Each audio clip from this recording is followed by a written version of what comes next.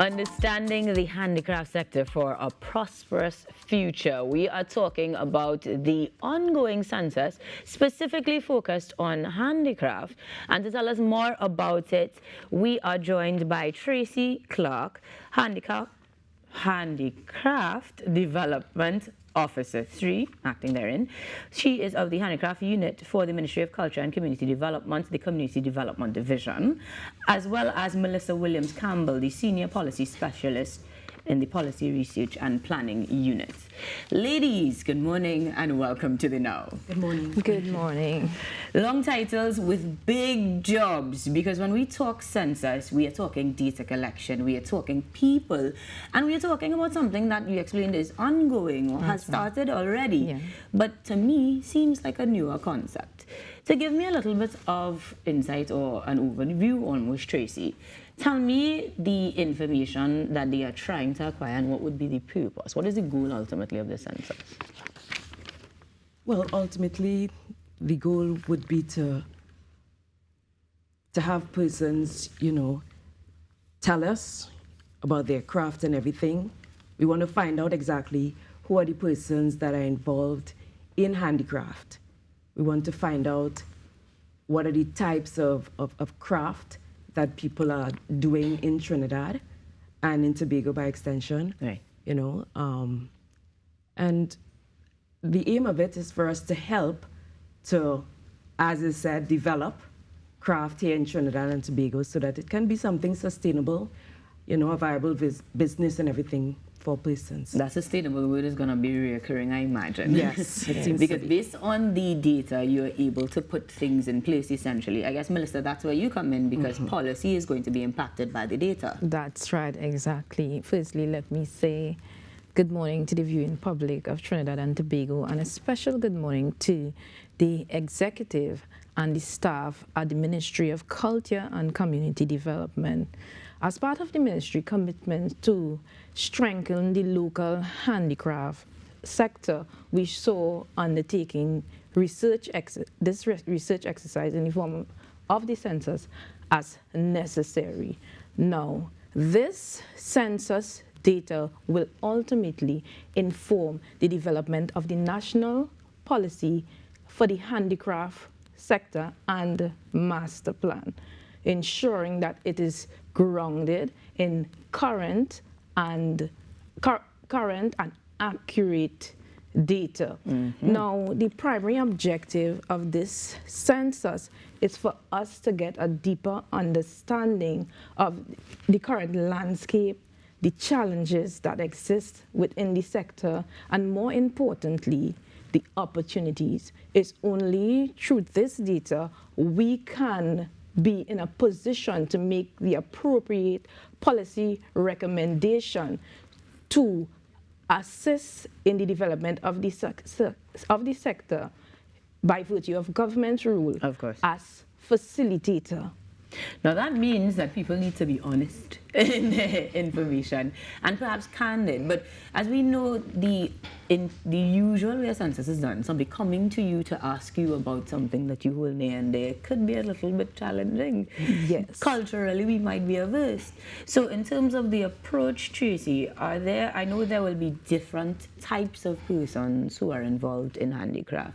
What has the reception been so far? Would you be able to say?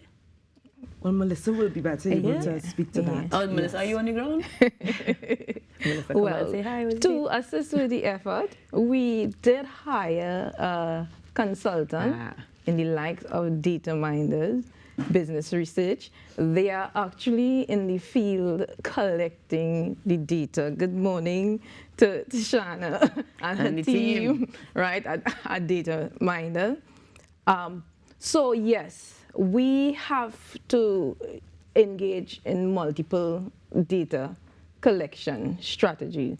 Firstly, let me say we are targeting what we call the handicraft entrepreneurs and operators. Okay. The entrepreneurs are those who are involved in producing, selling, and buying the craft, as well as the operators. I don't know if you would observe when you go to different business places and mall, you'll see craft markets being set up, right? So those who organize and facilitate those craft markets, we also want to hear from you. Additionally, from the perspective of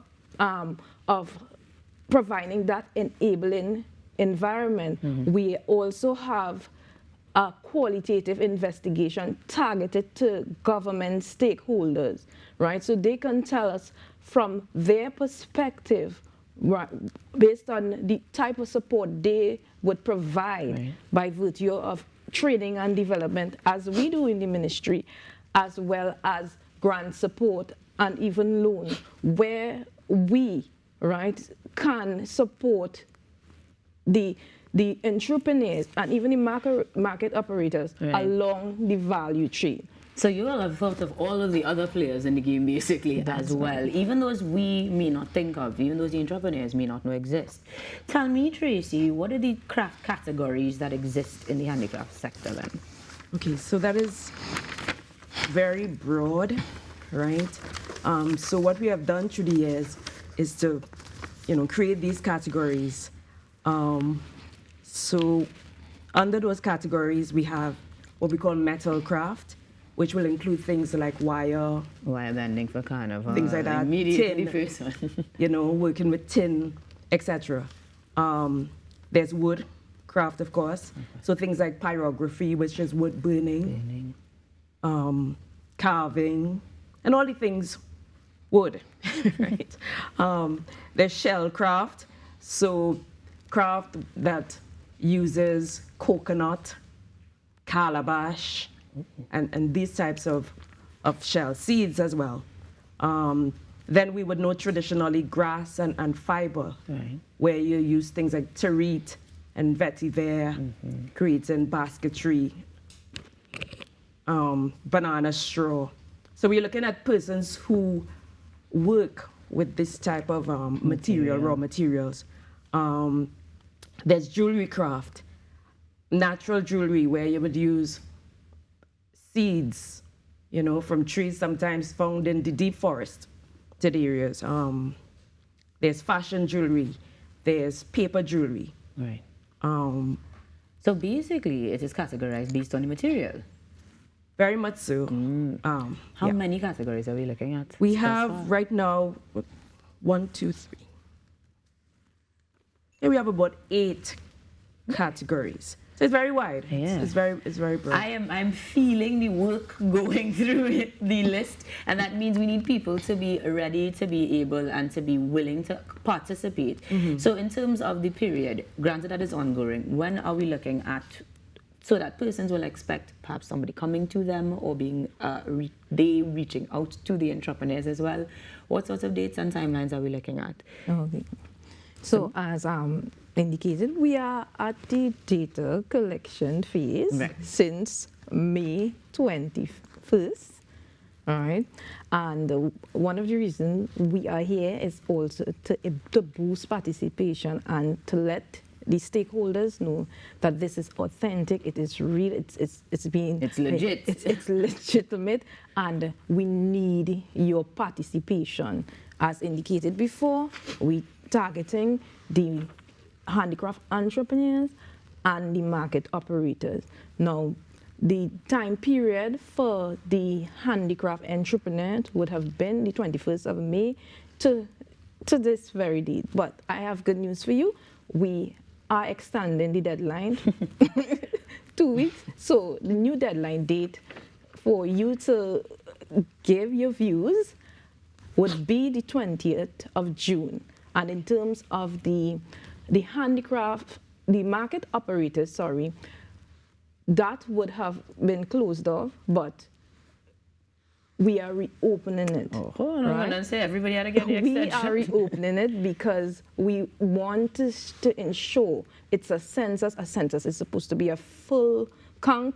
We know in terms of the entrepreneurs, we have over 2,000 existing, right? And it's a research exercise, so we expect more information regarding the numbers, right? So in terms, so their date will be from the 21st of May, as I indicated, to the 20th of June. The operator's date now will be extended by 1 week. Okay. So as of today, the new deadline date for the operators would be June 13th. All right. So we want to take the opportunity to encourage all the stakeholders to join us, help us to understand the handicraft sector. All right, we are not just here to mind your business, right? She said it. We are not just here to mind your business. They're definitely making the necessary Right. steps to get the data to That's make the right. policy that will help you. Now, of course, we would have shared the flyer before so that if you are looking at your screens, you can scan the QR codes and get information as it relates to each respective group. But you can also call 625-6088, extension 5125 or 5123 for more information, and you'll talk to Melissa herself. Good thing. That's right. You guys get in on the action, give the information so change can be made towards making and understanding the handicraft sector for a prosperous future. Ladies, let me say thank you very much for joining us on Now this morning. Best of luck!